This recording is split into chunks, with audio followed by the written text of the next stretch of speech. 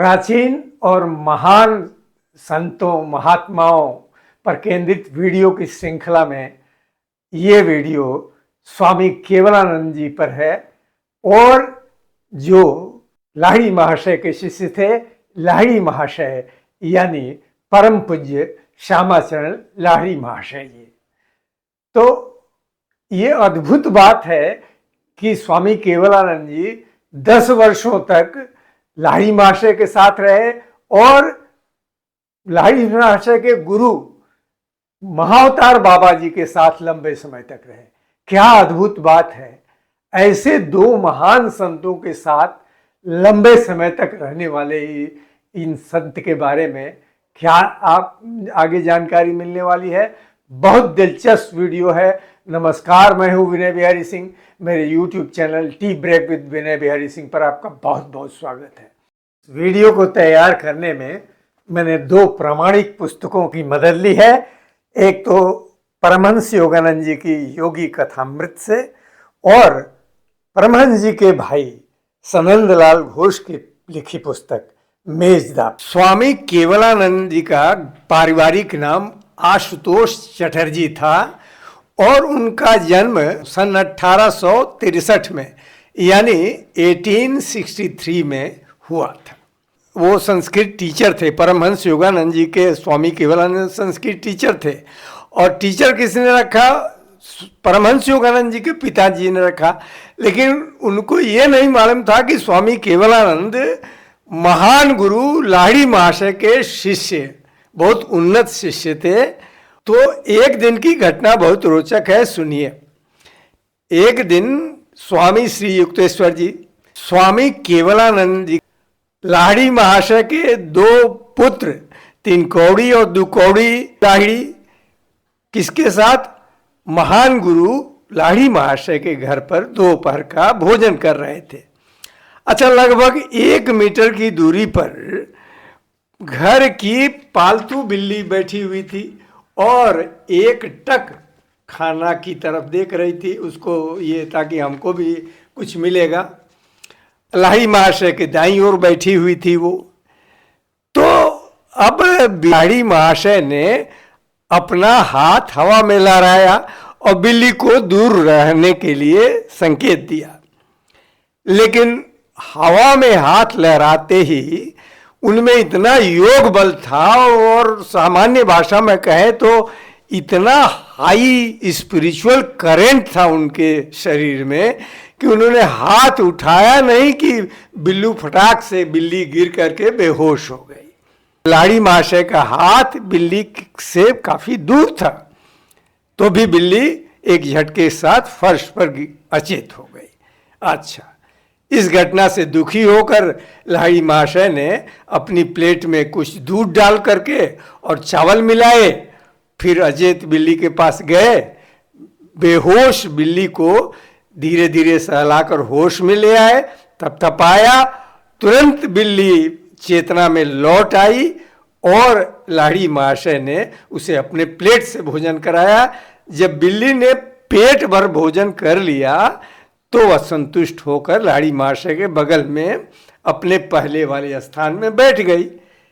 लाहिड़ी महाशय के लिए दूसरी प्लेट लाई गई और वे सिर झुका करके चुपचाप भोजन करते रहे। उन्होंने विनम्रता में अनुभव किया कि उन्होंने एक अपराध कर दिया है। बताइए, इतने बड़े संत और उनको लगा कि हाथ उठ गया और उसके चलते बिल्ली बेहोश हो गई। अच्छा, अब देखिए, आगे सुनिए। परमहंस योगानंद जी ने योगी कथामृत में लिखा है, सदैव शांत और स्नेहमयी स्वामी केवलानंद जी अनंत ब्रह्म के चैतन्य में दृढ़ता के साथ स्थिर हो गए थे। हम दोनों के एक साथ अनेक आनंदमय प्रहर गहरे क्रिया योग के ध्यान में बीतते थे। यानी स्वामी केवलानंद जी ने भी परमहंस योगानंद जी को क्रिया योग सिखाया था। सबसे पहले तो परमहंस योगानंद जी के पिताजी ने उनको क्रिया योग सिखाया था और दूसरी बार ये स्वामी केवलानंद ने क्रिया योग सिखाया था। अच्छा, ये था कि स्वामी केवलानंद जी ने बताया है परमहंस योगानंद जी को कि मुझे 10 वर्ष तक लाड़ी महाशय के पास रहने का दुर्लभ सौभाग्य प्राप्त हुआ था। बनारस में उनका घर मेरे रात्रिकालीन तीर्थ स्थान था। नीचे के तल्ले पर सामने वाली छोटी सी बैठक में वे सदा विराजमान रहते थे। लकड़ी की चौकी पर पद्मासन में बैठे हुए वे अपने शिष्यों से एक माला की भांति अर्धवृत्ताकार घिरे रहते थे। लाड़ी महाशय के बारे में, उनकी आंखें चमकती हुई तथा ईश्वरीय आनंद से नाचती रहती थीं। उनकी सदैव अर्धोन्मिलित रहने वाली आंखें भीतर के दूरदर्शी गोलक में सदा शाश्वत आनंद के लोक में झांकती रहती थीं। और वे कभी कभी ही अधिक समय के लिए बोलते थे और यदा कदा उनकी दृष्टि किसी शिष्य पर केंद्रित हो जाती थी और उनके मुख से कुछ आशीर्वाद के वचन झरने लगते थे।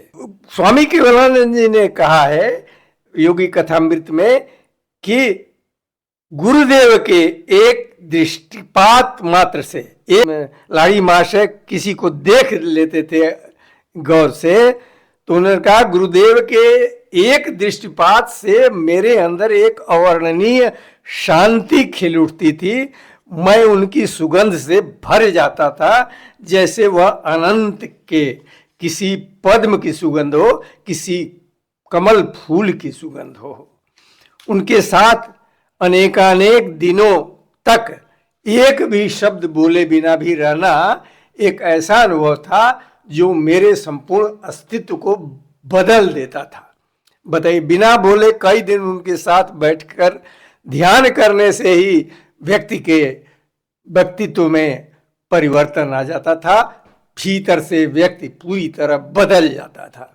स्वामी केवलानंद ने बताया है, यदि मेरी एकाग्रता में कोई अदृश्य बाधा खड़ी होती थी तो गुरु के चरणों में ध्यान करने बैठ जाता था। वहां सबसे सूक्ष्म अवस्थाओं का भी मुझे सहज बोध हो जाता था। ऐसी विलक्षण अनुभूतियां मुझे किसी निम्नतर कोटि के गुरुओं के सानिध्य में नहीं होती थी। गुरुदेव यानी कि लाड़ी महाशय ईश्वर के सजीव मंदिर थे, जिनके गुप्त द्वार भक्ति के माध्यम से सभी शिष्यों के लिए खुले रहते थे। पढ़ते हुए सहज दैवी पुस्तकालय में डुबकी लगा लेते थे, यानी ईश्वरीय पुस्तकालय में डुबकी लगा लेते थे। यही वजह थी कि स्वामी केवलानंद परमहंस योगानंद जी को अपने से गुरु से मिली हुई वेदों की, वेदांत की, उपनिषदों की बहुत सी दुर्लभ चीजें बताते थे। और इस तरह परमहंस योगानंद जी को उन्होंने वेद, उपनिषदों और वेदांत में पूरी तरह से दक्ष कर दिया। लाड़ी महाशय कहते थे, किसी बात पर आंख बंद कर विश्वास करने मत करो, शब्द खोखले हैं। ईश्वर की उपस्थिति के दृढ़ विश्वास को ध्यान में अपने परमानंदमय संपर्क से प्राप्त करो। और देखिए कितनी अद्भुत बात एक कही है लाड़ी महाशय ने स्वामी केवलानंद से। कहा है कि शिष्य की समस्या चाहे जो भी हो, शिष्य की, डिसाइपल की समस्या चाहे जो भी हो, उसके समाधान के लिए गुरुदेव यानी लाड़ी महाशय क्रिया योग के अभ्यास का ही परामर्श देते थे। कहते थे बैठकर क्रिया योग की साधना करो और ध्यान में डूब जाओ, कोई भी समस्या होगी उसका समाधान तुम्हें मिल जाएगा। आगे सुनिए, तुम्हारा मार्गदर्शन करने के लिए जब मैं इस शरीर में नहीं रहूंगा, यानी शरीर जब छूट जाएगा, ये शरीर नहीं रहेगा, तब भी इस यौगिक कुंजी यानी क्रिया योग का सामर्थ्य कम नहीं होगा। क्रिया योग के माध्यम से अनवरत अपने मुक्ति पथ पर चलते जाओ। जिस क्रिया की शक्ति इसके अभ्यास में निहित है, यानी क्रिया योग का जितना अभ्यास करेंगे उसमें उतनी ही उन्नति होती जाएगी। यानी क्रिया योग ईश्वर की खोज में कहा है स्वामी केवलानंद ने कि सबसे प्रभावशाली है। मास्टर ने अपने नौकर को, जिसकी आंखें नहीं थी, जो उनके यहाँ नौकर थे, और उनको उन्होंने कैसे चमत्कार से आंखें दे दी, उनको दिखाई देने लगा, ये मैं एक वीडियो में बता चुका हूँ। नमस्कार।